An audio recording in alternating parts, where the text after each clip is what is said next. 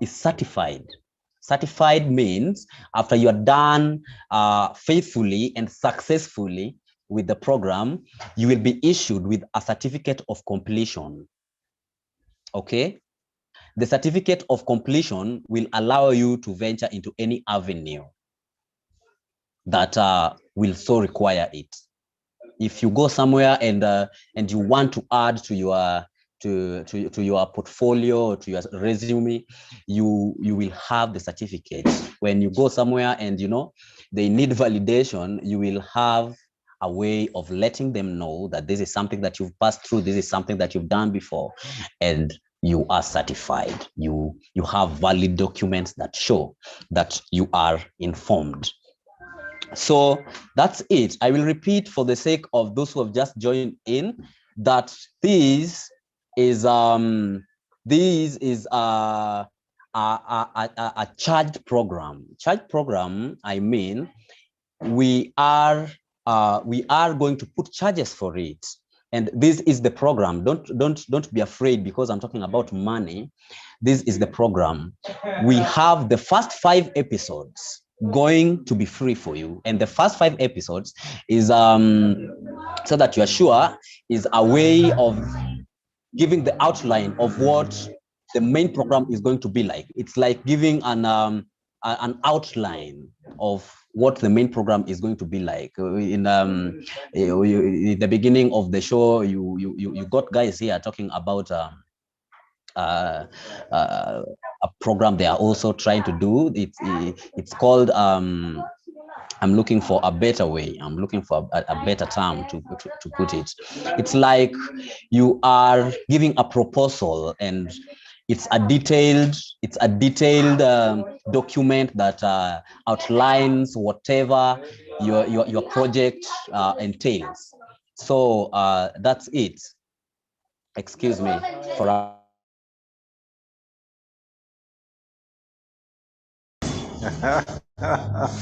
Ladies and gentlemen, that is what you do when you have sisters in the house and kids in the house. It's understandable, Rod. It's understandable. Kelele sipumui bwana.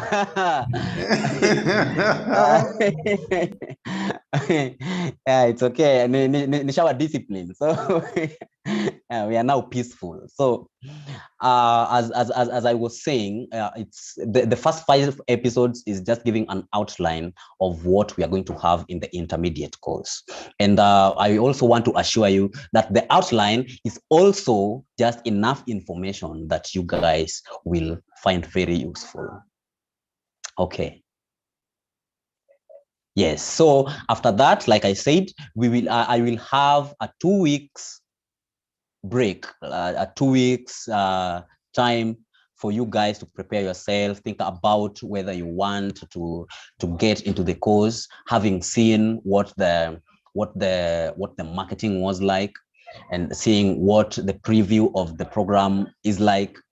You will have time to think to yourself whether you want to get into the program and pay, or the information that you will get in the 5 free episode is just okay and enough for you. Okay, so like it's outlined in the poster, we are doing basic music classes, we are doing vocal techniques, we are also doing performing arts, and we are also doing the piano. So those are I'll call them domains or fields that we are venturing into, that we are going to talk about. And feel free to either register for all of them, or register for one of them or 2 of them. And when we start the program after in the 3rd week of May, I will have a detailed like a detailed structure of how it's going to look like, because there are some that will go hand in hand, and also there are some that you will be given as bonus, because I can't teach you piano when you don't know how to sing. That is something that I always find. It's my principle. I can't teach you piano when you don't know how to sing, because I assume that because you think you can't sing, you also don't know what music is. It's always very weird when someone who does not know a song plays for you chords, because they will either mislead you or play something that you don't want. So if you want to play the piano, you also have to at least have some basic information in music. So when I offer you a course in, I offer you lessons in piano, it will come hand in hand with a few information about basic music, right? Yeah, I hope mnanisikia. Isikuwe nimejiongelesha for 30 minutes, then you guys are like, awesome, Tumekusikia all the amazing. way. I'm just following. Yeah, thank you. Tunakusikia.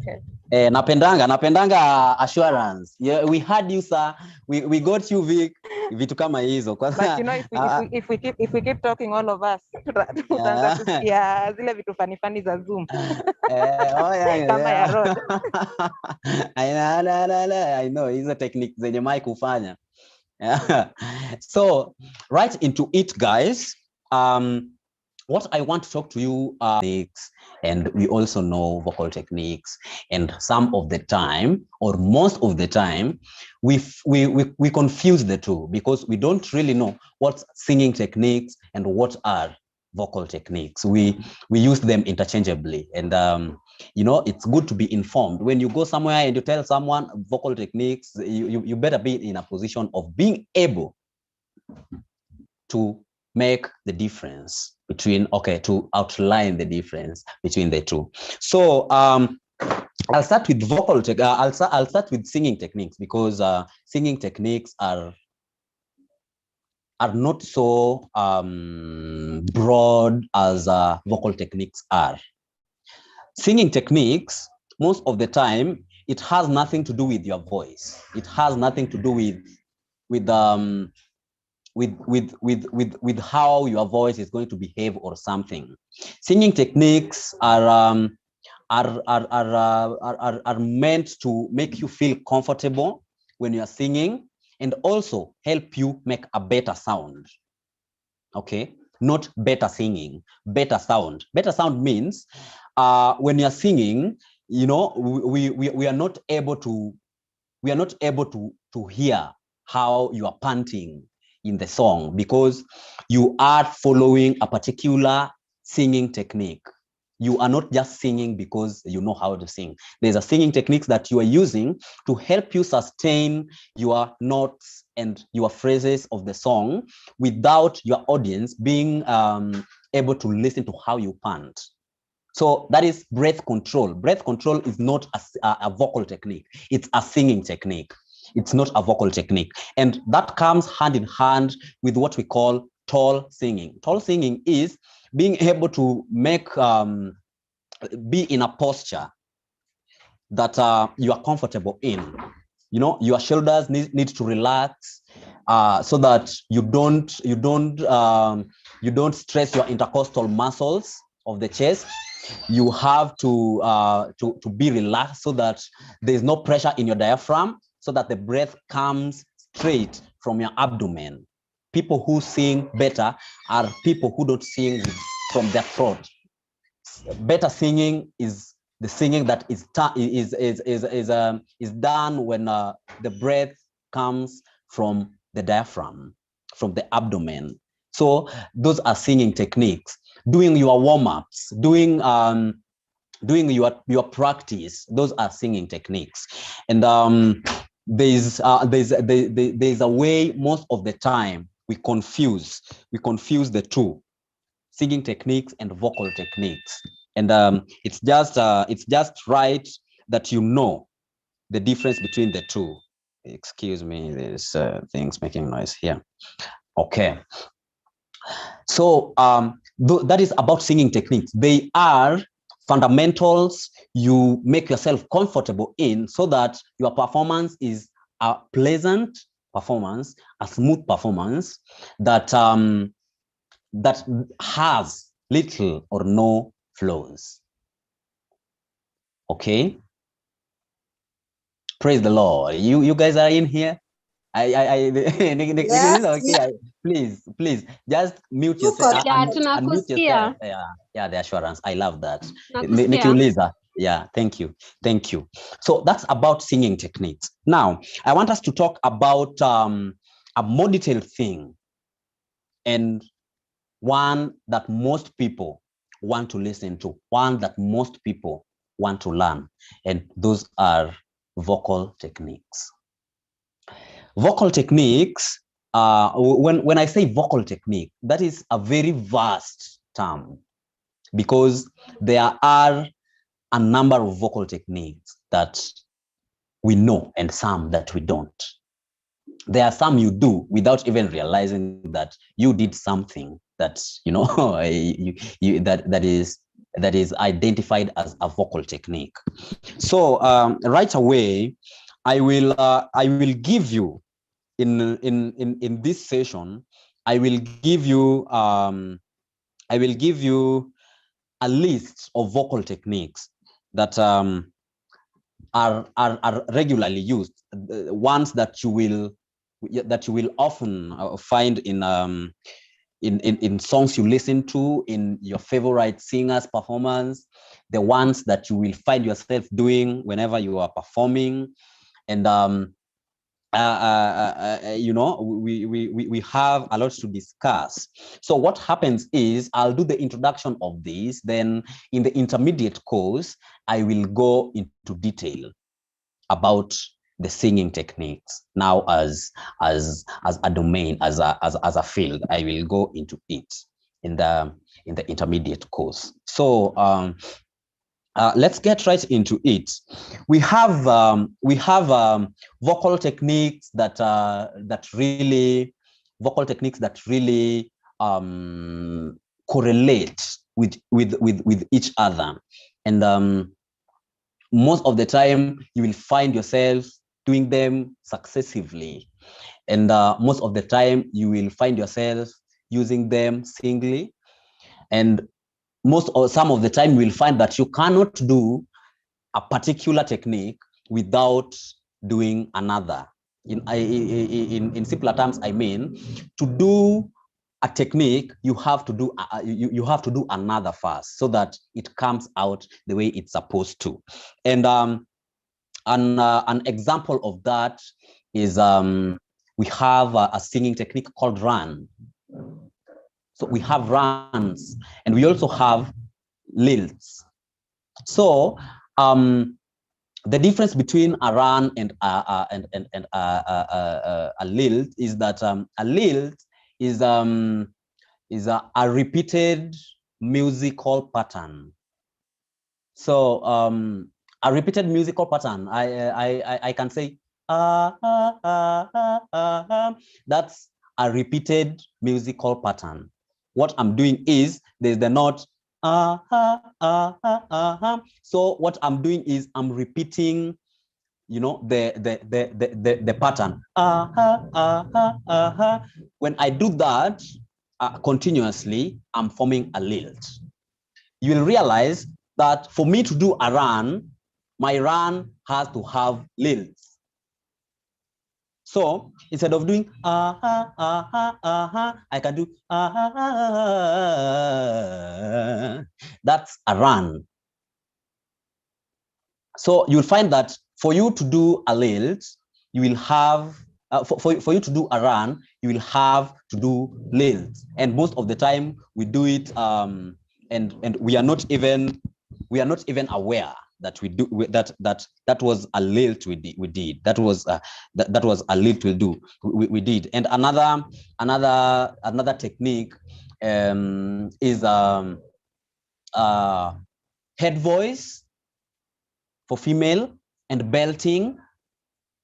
For you to do your head voice, when you're singing with your chest voice, for you to do your head voice, you have to belt. So it's not just going to come, because there's a transition of notes. There's a transition of notes that you have to do. And in that transition, you are belting, and also you are doing your head voice. So the transition from your chest voice to your head voice is belting. So you realize that when you're doing your chest voice, you have to belt. So it's good that is also another way of memorizing them, knowing them, and mastering them. You know that whenever you want to do a head voice from your chest voice, the transition, that is what you call belting, because belting is the gradual change in musical note or in vocal register. Now, vocal register is successive notes that have a similar sound. Okay, someone is raising their hand. Yes, Margaret. Margaret Nyamweru. You have a question? Am I going too fast? I shouldn't.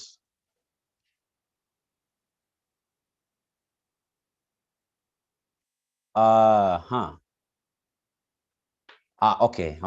Looks like. A question. Yes. Yeah. Okay. Between head voice and chest voice, which one should be first when applying it as in a song? Okay. So that's thank you. That's a good question, and I'll clarify. Now, most of the time, we don't start singing with our head voice unless it's an opera song. Unless you are singing opera, because opera most of the time it's always the head voice, and I will even come to that, because opera singing also has a technique that is used in singing opera. Most of the time we don't start singing with our head voice. Most of the time we start singing with our chest voice. So it's like chest voice is the normal voice. I'll do killing me softly with his finger. Na na na na na na. Killing me softly with his song. Killing me softly with his song. Filling my whole life. Na na na na. With his words. Killing me softly with his song.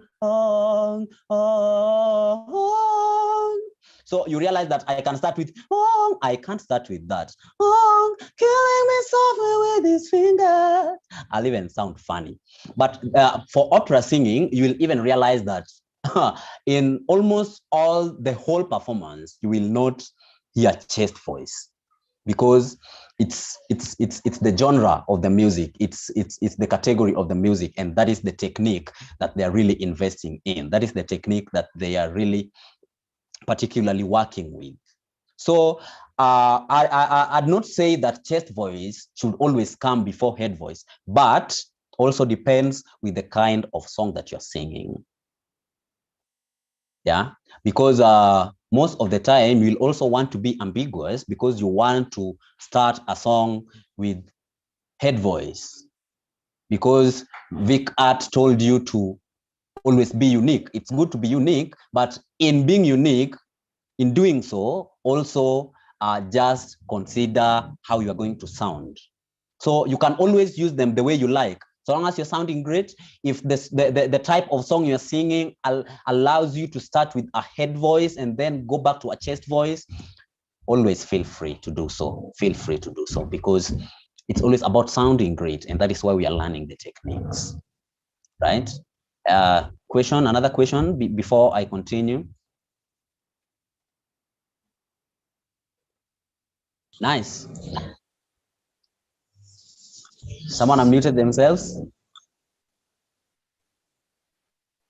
Yes, let me ask again. Yeah. You have told us that the transition from between moving from chest voice to head voice is the one we call belting. Yes.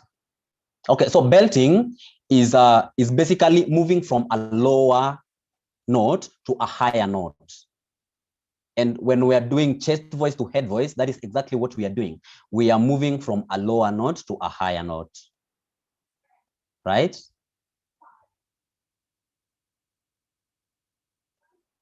I think yes, I get it. Yeah. Oh, thank you. Yeah. So we can move on unless there's another question. Thank you. Again, as I was saying, there are techniques that really relate. The example that we've seen there is head voice, chest voice, and belting. Whenever you're doing a transition from chest voice to head voice, you have to belt. Actually, that's what you're doing. You are belting, but in doing so, you are also doing head voice. Another example, we have a technique called Yodling. Yeah, there are people who yodel. It's in simpler terms, Yodling I'd define that as doing a muffled head voice. A muffled head voice is like let me try and find a better term. Now, it's like folding your notes in the vocal cord, folding your notes prior to making a sound. You know, I don't know whether you guys are getting that. You fold your vocal cords prior to making a sound. An example that I'll give you is when you are pronouncing the term umbrella. Umbrella. Now, before you say umbrella, you know you have to fold your vocal cord first. It's like you are training. I don't want to use training. I don't want to use training because nothing is training. It's like you are closing your cords. You are moving them close together. You are folding them before you make that sound. Umbrella. Unasikia ni kama unajinyonga first before you say the term umbrella. Now, in yodeling, that is exactly what we are doing. We are actually folding our chords prior to singing some notes. That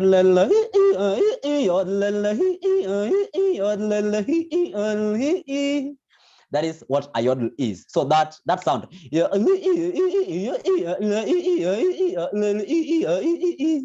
That is what yodeling is. Now, you realize that when you are yodeling, you are also doing a lilt because you are repeating a musical pattern. When you're doing that, you are repeating a musical note. So in doing so, you are yodeling, but at the same time, you are doing a lilt. And at the same time, you are also doing repeat as a vocal technique. So when you know what a yodel is, and you know what a lilt is, and you know what a repeat is, it will be easier for you to even know how to differentiate them, because that is how you also get to like memorize the vocal techniques as you sing. Any question before I continue?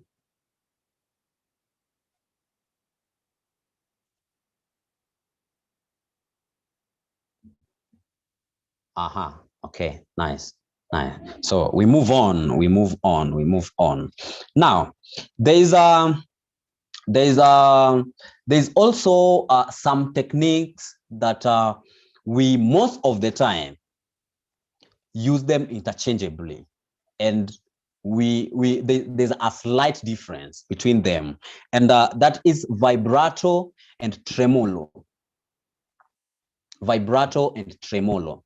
Now, vibrato is shaking of the vocal cords. When you're singing and there is a shaking in your vocal cords, it's like I'm just doing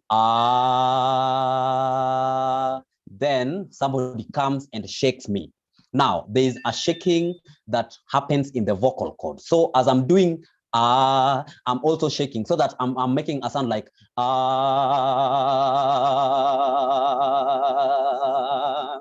That is what we call a vibrato, the shaking of the vocal cords when you're singing. Now, when you're singing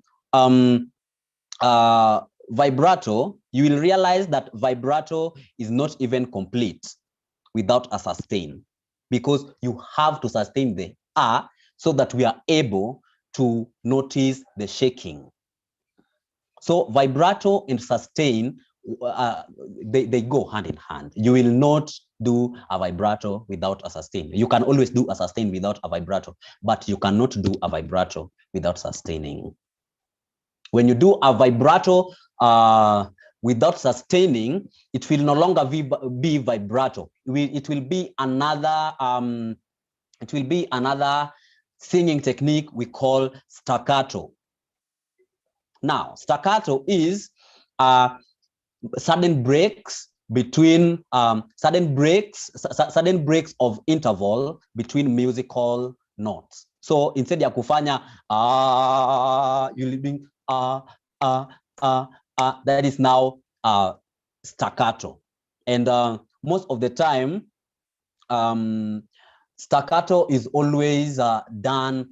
People change the technique into doing it now in the musical arrangement, not in the singing, in the musical arrangement, so that you'll just do your phrases of the song, but the staccato in the musical arrangement. And you will realize that when you're Nyamweru, let me just finish this. I'll give you an opportunity to ask a question. When you are doing a staccato and you are doing it in the musical arrangement, you are also doing another vocal technique, or another technique we call phrasing. Now, phrasing is manipulating the time signature of a song so that you do your phrases, or you do your phrases in your own time signature, but obeying the beat, you know, the beat of the song. Maybe you are doing you are doing four labs of music, so that you go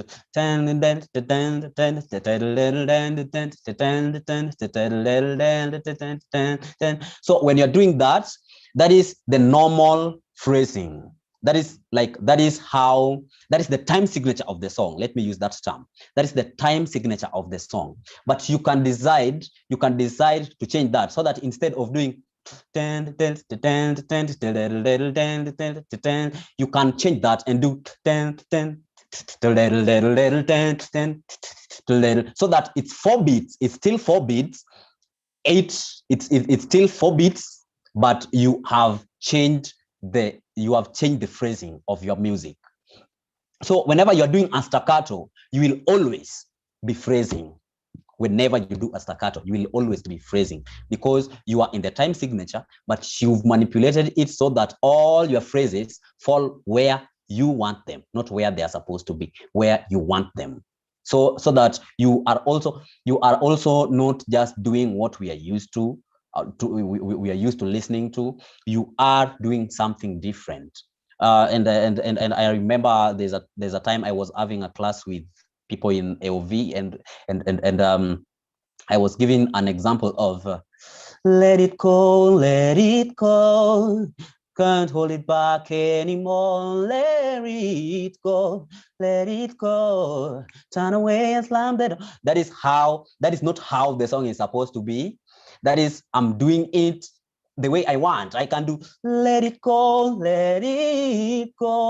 can't hold it back anymore, let it go, turn away and slam the door, just the way I want it. So I do my phrasing, and in doing so, I'm manipulating the time signature, but I'm maintaining the beats, so that I also don't go off beat. And that is also a problem that we have. We always meet when we want to do phrasing, we miss the beat, so we go off key. So when you want to do phrasing as a technique, you also have to be very conscious of your beats. So Margaret was raising her hand. I'll give you a chance to ask the question you have, then I'll do a recap of what we've had before I continue. Okay, Judge Victor, I think the reason why I'm asking a lot of questions is because I missed the classes about techniques. I think I found when Madam President. Okay, this is nothing to do with what you've been taught or what you've not been taught. I'm doing this afresh, so don't worry. Ask the questions. Okay. Yeah. I wanted you to explain because I have never gotten what is staccato. Yeah. Give the explanation, definition, sorry, the definition of staccato. Okay. Definition. Okay, I don't want to. I don't want to be a musical nerd, so I want to give you what you will understand. Because if I give you the definition you really want to listen to, you won't get it. So that's why I'm giving a very simple explanation of what staccato is. Staccato is having musical breaks within a time signature. Okay, having musical breaks within a time signature. An example of staccato. Let me use a song that almost all of us know. There's a hymn we do. Kumtegemea Mwokozi, kwangu tamu kabisa. Now, if I take that, I remove it from the ballad that it is, and I bring it to reggae, I can't sing it that way. I can't sing in reggae beats. It will sound like nonsense. So what I'll do staccato for the song. So that I'll do kumtegemea Mwokozi, kwangu tamu kabisa. So those sudden breaks you hear, that is what you call staccato. Umeelewa? Yes, I get it. Amazing. Yes, thank you. Another question before we continue. Right. So far we've talked about vibrato. Yes. I'd love to know. There was a time I think I asked this question sometimes back. I don't know the difference of, using a head voice versus using the normal voice. So ningependa tu nifanye illustration kidogo tu in a song. How to differentiate when you are using a head voice. Okay. And when you are using, you said a head voice is for ladies, and then for men, for ladies it is falsetto, or is it the same head voice? Thank you. Let me now do the clarification of that. And we've had very long and detailed conversations about this before. Now, when you are doing your chest voice is actually your normal voice. Let me use the song that I've used. Kumtegemea Mwokozi. You hear the way I sing? That's my chest voice. That's my chest voice. That is chest voice is like just normal singing without doing anything like changing like belting. You don't belt in that. You just sing with your normal voice. Kumtegemea Mwokozi, kwangu tamu kabisa. That is chest voice. Now, if I want to do a transition from chest voice to head voice is now singing higher notes of the same song, of the same note, but in a higher octave. Okay, so that I'll do kumtegemea Mwokozi, kwangu tamu kabisa. So you hear me go tamu. So if you do that, if you go tamu, you go higher. That is a head voice for you. You are doing a head voice, and you've actually belted, like we said before. But to answer your question, that will be head voice for you. Then the way I've done it, I've not done head voice. I've done falsetto. Okay. So head voice and falsetto are actually the same thing, but in men, it's called falsetto because it's a false voice. Men are not supposed to sing that way. It's not in our nature. So we use it as a technique, And that's why it's called a false voice or falsetto. And it's called head voice in ladies. Understood?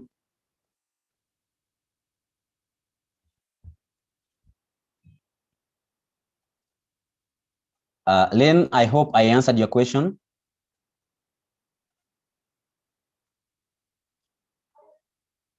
Yeah, looks like she's nowhere. She's nowhere around this place. Yeah, I hope I answered that. I hope I answered that. So as I was saying, we've already done vibrato. We've done tremolo. We've done sustain. We've done repeat. These are things you know. We've done yodling. We've done lilts. We've done which one again? Chest voice and head voice. We've done I hope the list is clear for you. Now, I want to introduce something else that is very underrated and it's actually very essential, and that's diction.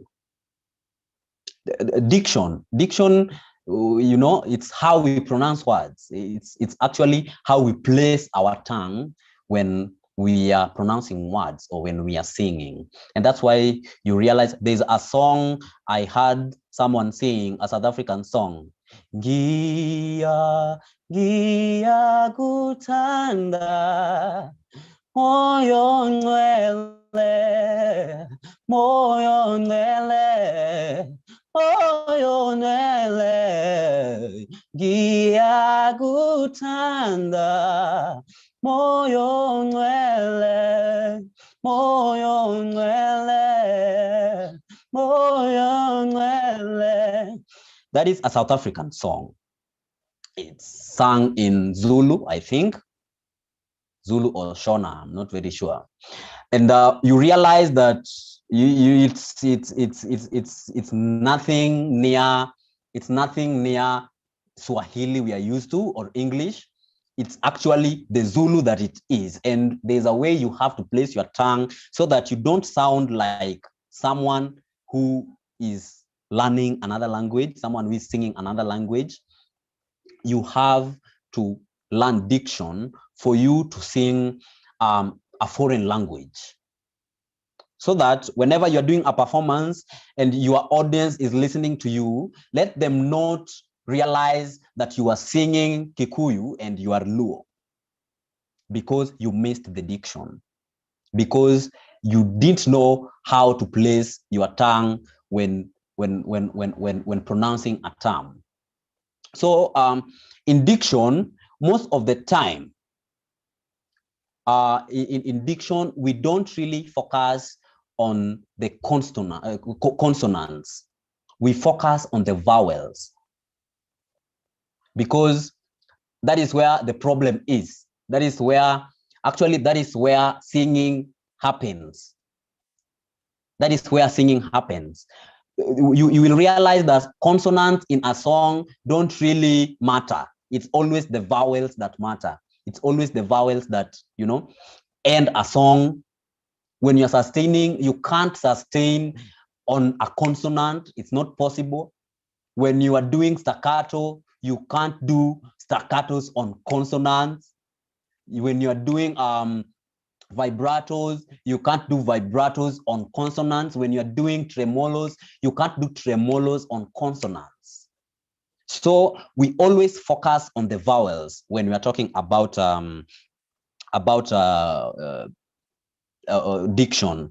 And vowels are resonant sounds that that actually makes a note complete. So you will realize that when you're doing your phrases in a song, you most of the time realize that it's always the vowels that are at the end of the phrases. If not vowels, then maybe the song is not a ballad, or there is just a particular way of pronouncing the terms, so that the vowels don't really sound dominant at the end of the phrase. So when we are doing diction, when you're doing aye, ha, ho, something like ho, you will realize that it's actually H at the end. H is a consonant, but you know it's not dominant. It's actually the O that is dominant before it. When you're doing ahe, ho, it's the vowels that are dominant. So when you're doing diction and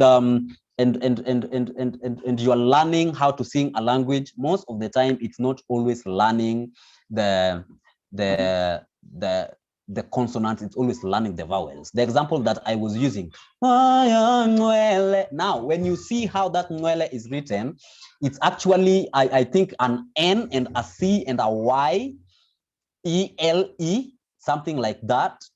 You don't want to really focus on the consonant because it's actually confusing.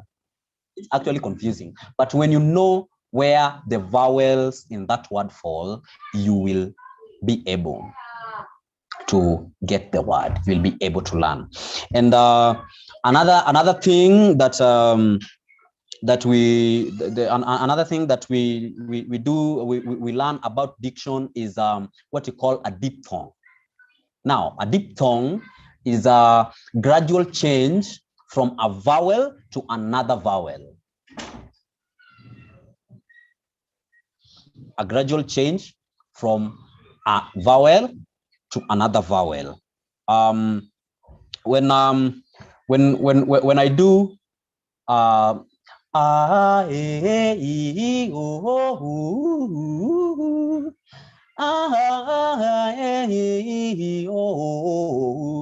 what I'm doing is called a diphthong. I'm doing a transition from a vowel to a vowel to a vowel to a vowel, then I'm doing the reverse back. That is what you call a diphthong. Now, when you know how to do that properly, you will have proper diction. And actually what I did is an exercise that can help you guys to know how to control your breath and also know how to do your diction and also know how to find perfect pitch.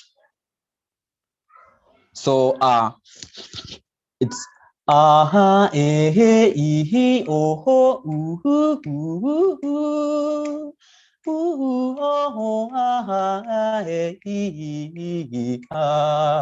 you can always practice that when you're alone. Somebody is asking me for a spelling, and I'll just write it here so that you guys can see.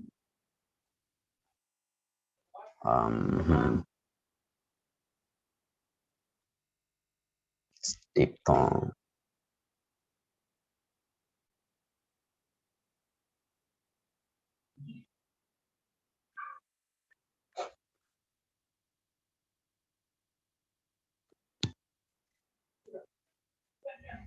Diphthong. Yeah, that should be right. That is how we write diphthong. So that is gradual change from a vowel to another. Then we have a glottal stop. Let me just write that again. Glottal stop.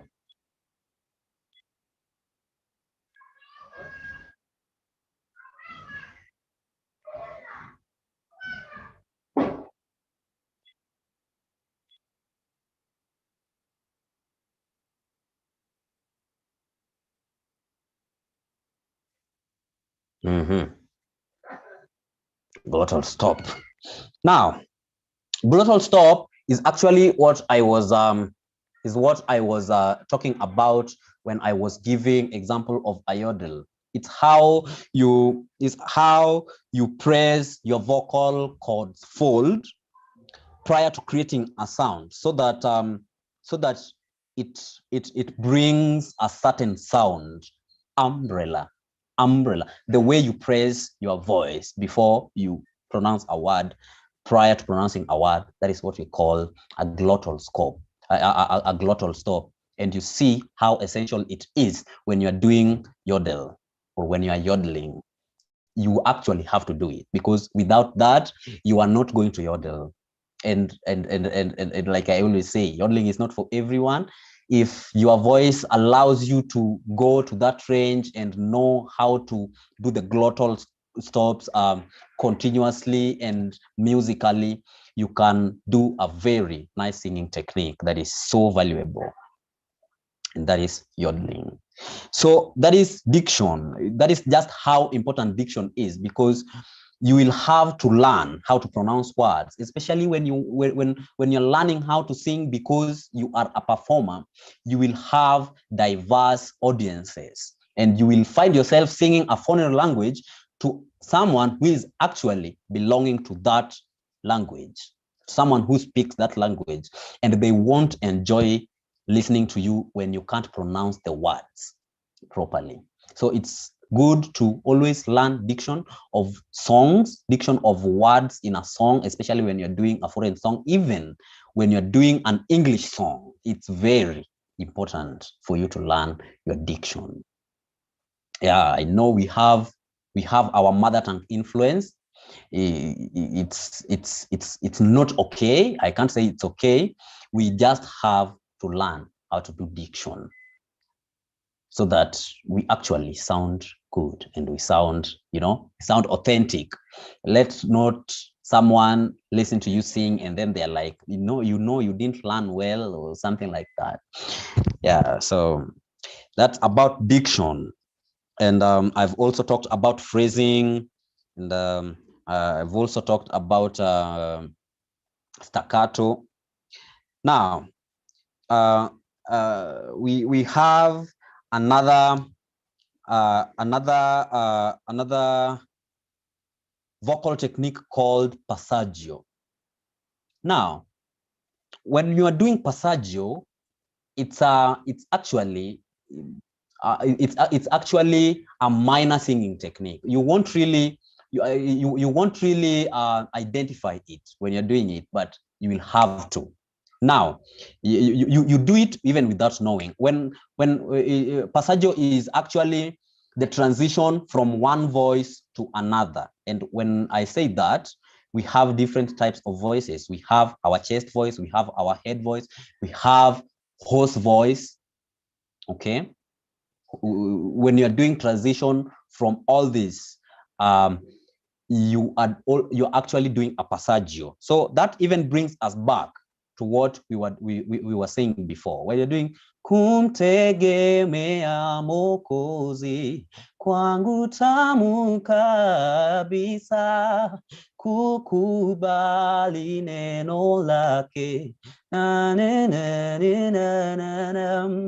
Now, when that I sang with my head voice, when I do kumtegemea Mwokozi, kwangu tamu kabisa,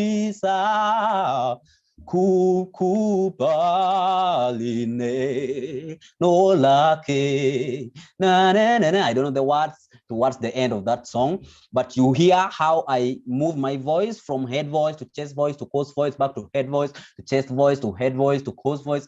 That is what we call passaggio, movement or transition from one voice to another. We call that passaggio. Okay, then we also have another singing technique we call resonance. Now, resonance is I don't know how perfectly I can define that so that you understand.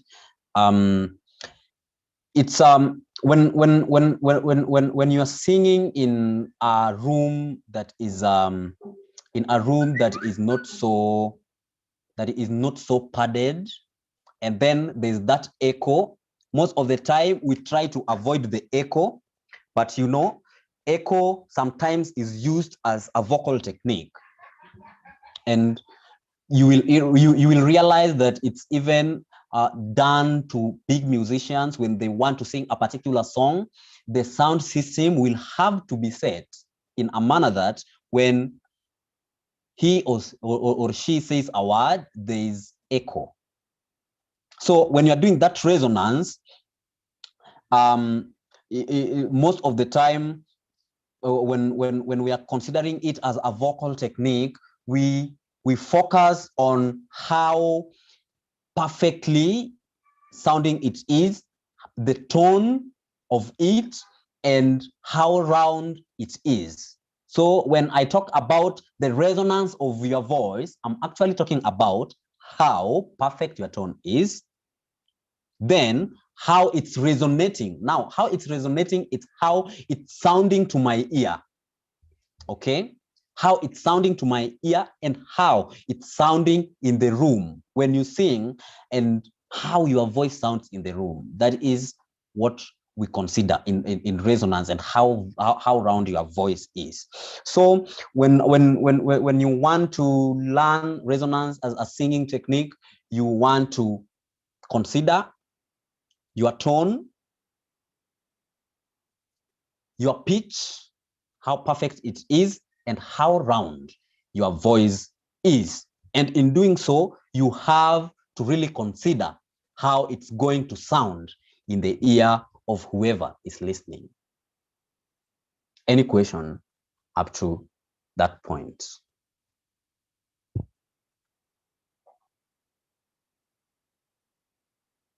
Any question? Yeah, looks like we have none. Victor, someone is asking for the spelling of resonance. Okay, let me Victor. Yes. Okay, me it is sorry, but I would like I would want to request you after the classes. There is something I want to do, and then you can give me the feedback. Okay. That's the spelling of resonance. Now we have 10 more minutes. I've added us 10 more minutes because we started late, and you need to know that the session is supposed to go for an hour. So I've added 10 more minutes because the room was occupied in the beginning, and you guys joined in late, and I've only given you that allowance for today because tomorrow I'll be closing the room at exactly 4:10 of the time that we will agree on later. So that's resonance. You guys don't have a question. Now we also have another singing technique we call scatting. Now, when you're doing scatting is most of the time used in jazz music. Those who listen to jazz music probably have heard scatting, and they don't know. Let me write scatting here. You've listened to scatting and you didn't really know that is what scatting is. So let me just explain to you what scatting is. Scatting, that's it. Now, scatting is a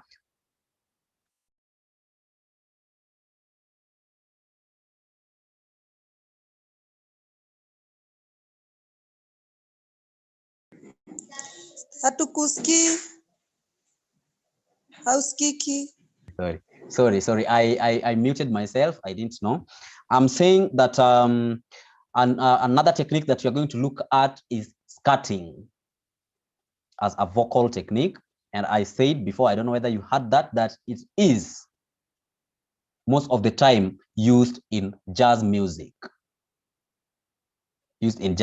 So scatting is actually imitating, let me use mimicking, how the sound of an instrument, mimicking the sound of an instrument while you are singing.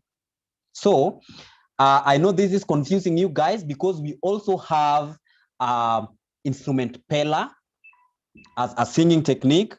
Now, instrument pella is not mimicking how an instrument sounds. It's sounding like an instrument. And Madam Helen Mtawali does that perfectly. The trumpet or saxophone, how it sounds, that is instrument pella. It sounds exactly like how a saxophone would sound or how a trumpet would sound. That is instrument pella. But scatting is imitating how a saxophone or how a piano would sound while you are singing. So let's say a song is singing and then you are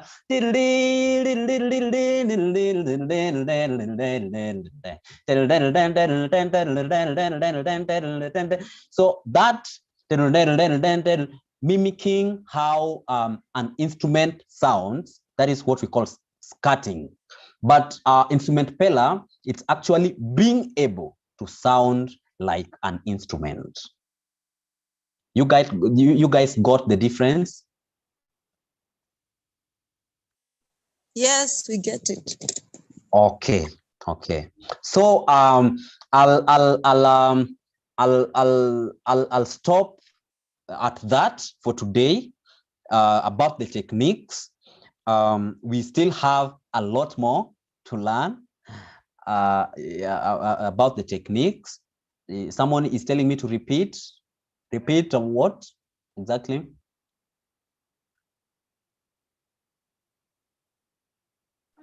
Okay, right into it. Let's do let's do a recap as we also work on the 5 remaining minutes that we have. So we started by learning the difference between vocal techniques and singing techniques, and we said that singing techniques have nothing to do with how your voice sounds. It has nothing to do with how your voice works around how fancy you are going to sing, but it has everything to do about your comfortability as a singer. So singing techniques are actually what you do with your body to make you sound better, to make you sound comfortable, to make you be nice to listen to. And I said part of it is what we call a tall posture, how you have to stand so that you bring out a round voice. Now, tall posture is a singing technique, but round voice is a vocal technique. We have breath control. You have to know how to control your breath so that you are able to do a perfect vibrato, a perfect sustain, and you will only do that if you know the singing technique we call vocal, we call breath control. So that is what we started by. That is what we started with, and then we got into learning a few and simple singing techniques that we have.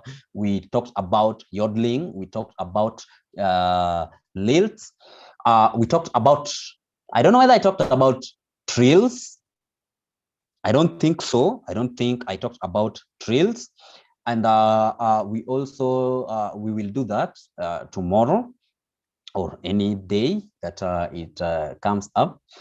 We also did vibrato, we did tremolo, we did sustain, we did repeat, we did diction, we did resonance, we did scatting, and maybe I'm leaving something else out, belting, chest voice, and head voice.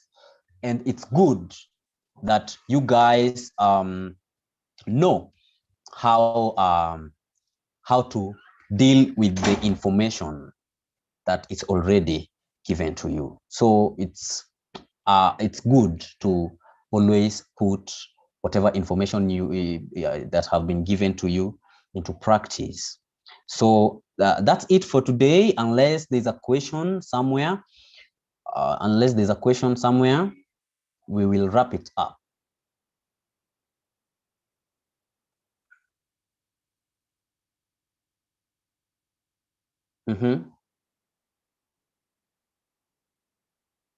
Nice. There's no question. So see you guys tomorrow at the time that we will agree on in the WhatsApp group, because someone raised concerns about the time, and I also want to be convenient. I don't want to cause inconveniences. I also want you guys to be comfortable. So we will discuss the time, and then we will meet in class at that time. So it's a goodbye for now, guys. Thank you for coming in. I see you tomorrow. Thank you too. We really appreciate. See you tomorrow. Thank you. Yes, we have, let me see if we have Rodriguez in the house. He's not in. I hope he will be with us tomorrow. Yeah, thank you guys. Thank you so much.